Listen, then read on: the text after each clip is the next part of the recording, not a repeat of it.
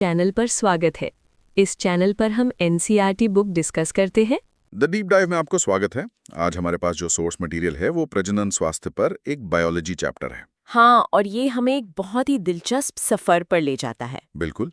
हम एक तरह से 30,000 फीट की ऊंचाई से शुरू करेंगे कि भारत जैसा देश 1 अरब से ज्यादा लोगों के स्वास्थ्य के बारे में कैसे सोचता है। और फिर हम जूम इन करेंगे। हाँ, जूम इन करके उन व्यक्तिगत फैसलों पर आएंगे जो एक इंसान या एक जोड़ा ले सकता है। और आखिर में हम उस सीमा पर पहुंचेंगे जहां मेडिकल साइंस कदम रखती है, जब मतलब प्रकृति योजना के अनुसार नहीं चलती। तो ये पॉलिसी, बायोलॉजी और गहरे मानवीय विकल्पों की कहानी है। तो चलिए शुरू करते हैं सबसे बड़े सवाल से। जब हम प्रजनन स्वास्थ्य या रिप्रोडक्टिव हेल्थ कहते हैं तो इसका मतलब क्या है? मतलब आमतौर पर तो लोग यही सोचते हैं कि इसका मतलब सिर्फ शारीरिक बीमारी का ना होना है। पर वर्ल्ड हेल्थ ऑर्गेनाइजेशन की परिभाषा इससे कहीं कहीं ज्यादा गहरी है। अच्छा। बिल्कुल। WHO कहता है कि ये शारीरिक, भावनात्मक, व्यवहारिक और सामाजिक यानी टोटल वेलबींग है। ये एक बहुत बड़ा आइडिया है। मतलब ये सिर्फ रिप्रोडक्टिव ऑर्गन्स के ठीक से काम करने के बारे में नहीं है। नहीं, इसका मतलब ये भी है कि प्रजनन से जुड़े सभी पहलुओं में आपके भावनात्मक और सामाजिक संबंध भी स्वस्थ हैं। एक समाज को प्रजनन रूप से स्वस्थ तभी कहा जा सकता है जब ये सारे पहलू मौजूद हों। और ये जानकर मुझे बड़ी हैरानी हुई कि भारत इस मामले में दुनिया के पहले देशों में से एक था। सोर्स बताता है कि 1951 में परिवार नियोजन यानी फैमिली प्लानिंग कार्यक्रम शुरू किए गए थे। 1951 में? हाँ, 1951। ये तो आजादी के ठीक बाद की बात है। उस वक्त तो देश के सामने और भी कई चुनौतियां थी। और व्हाट्स फैसिनेटिंग हियर इज कि उस वक्त के प्लानर्स ने ये समझ लिया था कि जनसंख्या का स्वास्थ्य और देश का विकास आपस में जुड़े हुए हैं। अच्छा। ये कार्यक्रम समय के साथ विकसित हुए और अब इन्हें प्रजनन और बाल स्वास्थ्य देखभाल यानी RCH कार्यक्रमों के नाम से जाना जाता है। RCH। तो इनका मकसद सिर्फ जनसंख्या को नियंत्रित करना नहीं था। नहीं, बिल्कुल नहीं। मकसद था एक स्वस्थ समाज बनाना। तो इन RCH प्रोग्राम्स की रणनीति क्या थी? जाहिर है पहला कदम तो जागरूकता फैलाना ही होगा, ऑडियो विजुअल, प्रिंट मीडिया। हाँ। पर जो सबसे दिलचस्प बात है वो है स्कूलों में यौन शिक्षा मतलब सेक्स एजुकेशन की शुरुआत पर जोर देना। जो आज भी एक संवेदनशील विषय है। और शायद इसीलिए ये और भी जरूरी हो जाता है। सोर्स इस बात पर जोर देता है कि युवाओं को सही जानकारी देना, मिथकों को तोड़ना ये बहुत जरूरी है। जानकारी किन चीजों के बारे में? प्रजनन अंग, किशोरावस्था में होने वाले बदलाव, सुरक्षित यौन व्यवहार और STIs यानी यौन संचारित रोग जैसे एड्स।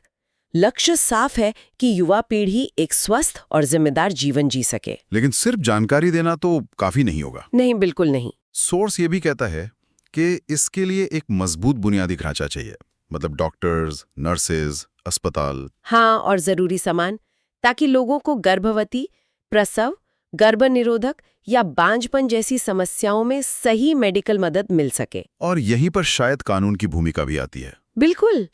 एक बहुत बड़ा कदम था लिंग निर्धारण के लिए एमनियोसेंटेसिस पर प्रतिबंध लगाना। एमनियोसेंटेसिस, ये तो एक मेडिकल तकनीक है ना? जी, ये असल में भ्रूण में डाउन सिंड्रोम या हीमोफीलिया जैसी आनुवांशिक बीमारियों का पता लगाने के लिए बनी है। तो एक मेडिकल टूल जो स्वास्थ्य के लिए बनाया गया था, उसका इस्तेमाल किसी और चीज के लिए हो रहा था। यहाँ उसका बड़े पैमाने पर दुरुपयोग कन्या भ्रूण हत्या के लिए किया जा रहा था। ये एक क्लासिक उदाहरण है कि कैसे एक तकनीक का सामाजिक प्रभाव उसके वैज्ञानिक उद्देश्य से बिल्कुल अलग हो सकता है। तो कानून को हस्तक्षेप करना पड़ा। हाँ, ये टेक्नोलॉजी और सामाजिक मानसिकता के बीच की एक सीधी टक्कर थी। और इसी क्षेत्र में एक भारतीय सफलता की कहानी भी है जिसका सोर्स में जिक्र है। लखनऊ में सेंट्रल ड्रग रिसर्च इंस्टीट्यूट यानी CDRI। सहेली की बात कर रहे हैं आप? बिल्कुल। सहेली जो महिलाओं के लिए एक नई गर्भ निरोधक गोली थी, ये एक बड़ी उपलब्धि थी जिसके बारे में हम आगे बात करेंगे। जरूर। तो ये सब तो हो गई राष्ट्रीय स्तर की बड़ी बड़ी योजनाएं, RCH कार्यक्रम, कानूनी बदलाव। लेकिन सरकार ये सब करने के लिए मजबूर क्यों हुई?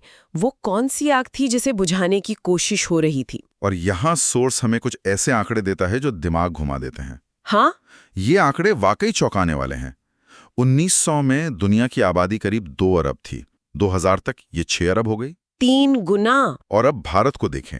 आजादी के समय हमारी आबादी लगभग 35 करोड़ थी, जो 2011 तक 120 करोड़ को पार कर गई। एक मिनट, इन आंकड़ों पर जरा रुकते हैं। 35 करोड़ से 120 करोड़ सिर्फ 60-65 सालों में? ये तो सिर्फ ग्रोथ नहीं है, ये एक विस्फोट है। बिल्कुल, पॉपुलेशन एक्सप्लोजन। तो सोर्स बताता होगा कि इसके पीछे की वजह क्या थी। ये सिर्फ जन्म दर के बारे में तो नहीं था, है ना? नहीं, कहानी उससे ज्यादा जटिल है। इस तेज वृद्धि के पीछे सबसे बड़े कारण थे मृत्यु दर, मातृ मृत्यु दर यानी MMR, और शिशु मृत्यु दर IMR में तेजी से गिरावट। अच्छा, तो बेहतर स्वास्थ्य सुविधाओं की वजह से लोग ज्यादा जी रहे थे? हाँ, बच्चे और माँ प्रसव के दौरान सुरक्षित रहने लगे। ये अपने आप में तो एक अच्छी बात थी, लेकिन इसने जनसंख्या पर जबरदस्त दबाव डाला। तो सरकार ने प्रतिक्रिया दी। हम दो हमारे दो जैसा नारा तो हम सबने सुना है। जी। और शादी की कानूनी उम्र बढ़ाना भी इसी दिशा में एक कदम था। महिलाओं के लिए 18 और पुरुषों के लिए 21 साल। हाँ, पर इन सब में सबसे कारगर तरीका गर्भ निरोधक यानी कॉन्ट्रासेप्टिव मेथड्स का इस्तेमाल था। बिल्कुल, और सोर्स के मुताबिक एक आदर्श गर्भ निरोधक यूजर फ्रेंडली हो, आसानी से मिले, असरदार हो और उसके साइड इफेक्ट्स न के बराबर हों। हाँ, इन तरीकों को कुछ बड़ी श्रेणियों में बांटा जा सकता है ना? जी, ये अलग अलग सिद्धांतों पर काम करते हैं। अच्छा, तो इसे एक लिस्ट की तरह देखने के बजाय हम इसे रणनीतियों की तरह देख सकते हैं। हाँ, पहली रणनीति क्या है? पहली रणनीति है शरीर के प्राकृतिक चक्र के साथ काम करना। इन्हें हम प्राकृतिक या पारंपरिक तरीके कहते हैं। जैसे पीरियोडिक एब्स्टिनेंस, जिसमें महिला के मासिक धर्म चक्र के जो सबसे फर्टाइल दिन होते हैं उस दौरान यौन संबंध से बचा जाता है। ओके, टाइमिंग पर आधारित। हाँ। या फिर लैक्टेशनल एमिनोरिया। हाँ, जो इस तथ्य पर आधारित है कि प्रसव के बाद जब तक माँ बच्चे को बहुत ज्यादा स्तनपान कराती है तब तक ओव्यूलेशन नहीं होता। ठीक है, तो ये है एक लो टेक अप्रोच। इसका फायदा ये है कि कोई साइड इफेक्ट नहीं है, लेकिन इनका फेलियर रेट भी ज्यादा है। राइट। तो अगली रणनीति क्या है? एक तरह की दीवार बनाना। बिल्कुल सही। अगली रणनीति है एक भौतिक बाधा या बैरियर बनाना, ताकि शुक्राणु और अंडाणु मिल ही ना सकें। इसमें सबसे आम तो कंडोम्स हैं। हाँ, जो पुरुषों और महिलाओं दोनों के लिए उपलब्ध है। निरोध एक बहुत लोकप्रिय ब्रांड रहा है और इनका एक दोहरा फायदा है। दोहरा फायदा? हाँ, ये गर्भधारण रोकने के साथ साथ STIs और एड्स से भी सुरक्षा देते हैं। अच्छा, और इसके बाद हम ज्यादा मेडिकल तरीकों पर आते हैं। हाँ, अगली श्रेणी है IUDs यानी इंट्रायूट्राइन डिवाइसेस। इन्हें कोई प्रोफेशनली लगा सकता है ना? जी, इन्हें डॉक्टर या नर्स द्वारा गर्भाशय में लगाया जाता है। ये दो तरह से काम करते हैं। कुछ होते हैं कॉपर रिलीजिंग IUDs जैसे CUT। वो कैसे काम करते हैं? वो कॉपर आयन छोड़ते हैं जो शुक्राणुओं की गति को कम कर देते हैं, उन्हें एक तरह से पंगु बना देते हैं। और दूसरे होते हैं हार्मोन रिलीजिंग IUDs। ये गर्भाशय के अंदर का माहौल ऐसा बना देते हैं कि गर्भ ठहर ही नहीं पाता। और फिर आती हैं गोलियां यानी पिल्स। ये शायद सबसे चर्चित तरीकों में से एक है। ये कैसे काम करती हैं? ओरल गर्भ निरोधक गोलियां शरीर को एक तरह का झूठा संकेत भेजती हैं। ये हार्मोनल गोलियां होती हैं जो अंडाशय को अंडाणु मतलब ओवम रिलीज करने से रोकती हैं। यानी ओव्यूलेशन को ही रोक देती हैं। बिल्कुल, और यहीं पर सहेली की बात फिर से आती है। राइट, जो भारतीय खोज है। हाँ, ये एक नॉन स्टेरॉइडल हफ्ते में एक बार ली जाने वाली गोली है जिसके साइड इफेक्ट्स बहुत कम है। इसी तरह के इंजेक्शंस और इम्प्लांट्स भी हैं जो लंबे समय तक काम करते हैं। और अंत में एक स्थायी समाधान भी है। हाँ, नसबंदी या स्टेरिलाइजेशन। ये एक सर्जिकल तरीका है जिसे स्थायी माना जाता है। पुरुषों में इसे वसेक्टोमी कहते हैं और महिलाओं में ट्यूबेक्टमी। इसे समझने का सबसे आसान तरीका है कि यह रास्ते को ब्लॉक करने जैसा है। पुरुषों में वसेक्टोमी में उस छोटी ट्यूब को ब्लॉक कर दिया जाता है जिससे शुक्राणु यात्रा करते हैं। हाईवे पर एक परमानेंट रोड ब्लॉक बनाने जैसा। एग्जैक्टली। और महिलाओं में ट्यूबेक्टोमी में फैलोपियन ट्यूब को ब्लॉक किया जाता है जो अंडाणु का रास्ता है। पर सोर्स ये भी साफ करता है कि ये एक बहुत बड़ा फैसला है क्योंकि इसकी रिवर्सिबिलिटी मतलब इसे उलटने की संभावना बहुत कम है। बिल्कुल, ये कोई ऐसा फैसला नहीं है जिसे हल्के में लिया जा सके। तो अब हम अपने सफर के तीसरे और अंतिम हिस्से पर आते हैं। हमने राष्ट्रीय नीतियों को देखा, व्यक्तिगत विकल्पों को समझा। अब हम उन स्थितियों पर बात करते हैं जहां मेडिकल हस्तक्षेप की जरूरत पड़ती है, चाहे वो गर्भावस्था को समाप्त करने के लिए हो या उसे संभव बनाने के लिए। बिल्कुल। पहले बात करते हैं MTP यानी मेडिकल टर्मिनेशन ऑफ प्रेगनेंसी की। MTP, जिसे प्रेरित गर्भपात भी कहते हैं, एक बहुत ही जटिल विषय है। सोर्स बताता है कि दुनिया भर में हर साल लगभग 4.5 से 5 करोड़ MTP किए जाते हैं। और भारत में इसकी कानूनी स्थिति क्या है? भारत ने 1971 में इसे कुछ सख्त शर्तों के साथ कानूनी बना दिया था ताकि इसका दुरुपयोग ना हो, खासकर अवैध कन्या भ्रूण हत्या के लिए। और एमटीपी की जरूरत क्यों पड़ती है? कई कारणों से। अनचाहे गर्भ से छुटकारा पाने के लिए, जो असुरक्षित यौन संबंध या बलात्कार का नतीजा हो सकता है, या फिर उन मामलों में जहां गर्भावस्था को जारी रखना मां या भ्रूण या दोनों के लिए जानलेवा हो सकता है। तो इसका एक सेफ पीरियड भी होता होगा? हाँ, कानून कहता है कि गर्भावस्था के पहले 12 हफ्तों यानी फर्स्ट ट्राइमेस्टर में यह अपेक्षाकृत सुरक्षित है। इसके बाद जोखिम बढ़ जाता है। अगला जरूरी विषय है यौन संचारित संक्रमण यानी STIs। जी। सोर्स में गोनोरिया, सिफिलिस, हेपेटाइटिस बी और HIV जैसे कुछ नाम दिए गए हैं। यहाँ जो सबसे जरूरी बात सोर्स बताता है वो ये है कि इन बीमारियों में असली खतरा बीमारी से ज्यादा चुप्पी और जानकारी की कमी है। मतलब हेपेटाइटिस बी और HIV को छोड़कर ज्यादातर बीमारियां पूरी तरह से इलाज योग्य हैं अगर उनका जल्दी पता चल जाए। पर समस्या ये है कि शुरुआती लक्षण अक्सर बहुत मामूली होते हैं। हाँ, हल्की खुजली, दर्द और डिस्चार्ज, और खासकर महिलाओं में ये बिना किसी लक्षण के भी हो सकते हैं। तो लोग इसे नजरअंदाज कर देते हैं और जब तक वे डॉक्टर के पास जाते हैं तब तक देर हो चुकी होती है। Exactly, and this raises an important question. अगर समय पर इलाज ना हो तो क्या होता है? क्या जटिलताएं हो सकती हैं? तब ये मामूली संक्रमण गंभीर रूप ले सकते हैं।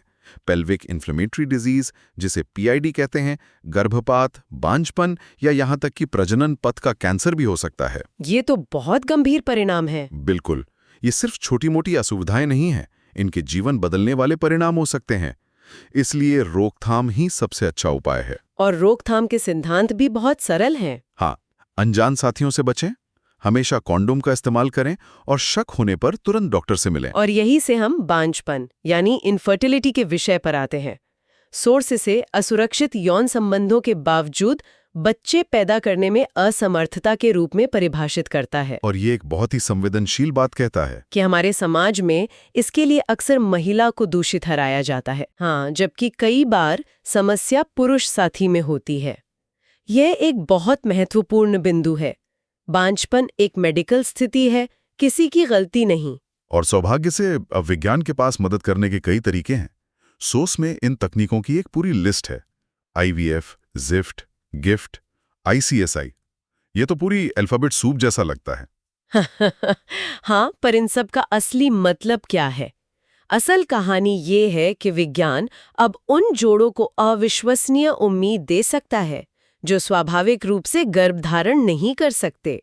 तो इन सभी तकनीकों का मूल सिद्धांत एक ही है। हाँ, शुक्राणु और अंडाणु को मिलाने में मदद करना, जैसे इन विट्रो फर्टिलाइजेशन यानी IVF, जिसे हम टेस्ट ट्यूब बेबी भी कहते हैं। उसमें ये मिलन शरीर के बाहर होता है? बिल्कुल, लैब में होता है। और बाकी तकनीकों में इस प्रक्रिया के अलग अलग चरणों में मदद की जाती है। तो ये तो बहुत अच्छी खबर है। If we connect this to the bigger picture, ये अच्छी खबर तो है, लेकिन सोर्स एक बड़ी चुनौती की ओर भी इशारा करता है। वो क्या है? ये सभी तकनीकें बहुत महंगी हैं और देश के कुछ ही केंद्रों में उपलब्ध हैं, और इनके साथ भावनात्मक, धार्मिक और सामाजिक कारक भी जुड़े हैं। तो ये एक मुश्किल स्थिति पैदा करता है जहां जैविक बच्चा पैदा करने की क्षमता सिर्फ बायोलॉजी का नहीं बल्कि आपके बैंक बैलेंस का सवाल भी बन सकती है। हाँ। और इसी संदर्भ में सोर्स एक और बहुत ही महत्वपूर्ण विकल्प बताता है। जी, और वो है कानूनी रूप से गोद लेना, यानी लीगल अडॉप्शन। बिल्कुल। इन सभी प्रक्रियाओं का अंतिम उद्देश्य तो संतान पाना है। सोर्स कहता है कि भारत जैसे देश में जहां बहुत से अनाथ और बेसहारा बच्चे हैं, उन जोड़ों के लिए गोद लेना माता पिता बनने के सर्वोत्तम तरीकों में से एक हो सकता है। ये एक सामाजिक रूप से जिम्मेदार और प्यार भरा विकल्प है। So what does this all mean? हमने प्रजनन स्वास्थ्य के सामाजिक लक्ष्य से लेकर व्यक्तिगत विकल्पों, मेडिकल प्रक्रियाओं और सामाजिक चुनौतियों तक की एक पूरी यात्रा की है। ये सिर्फ बायोलॉजी नहीं है, ये समाज, कानून और व्यक्तिगत जीवन का एक जटिल मिश्रण है। बिल्कुल।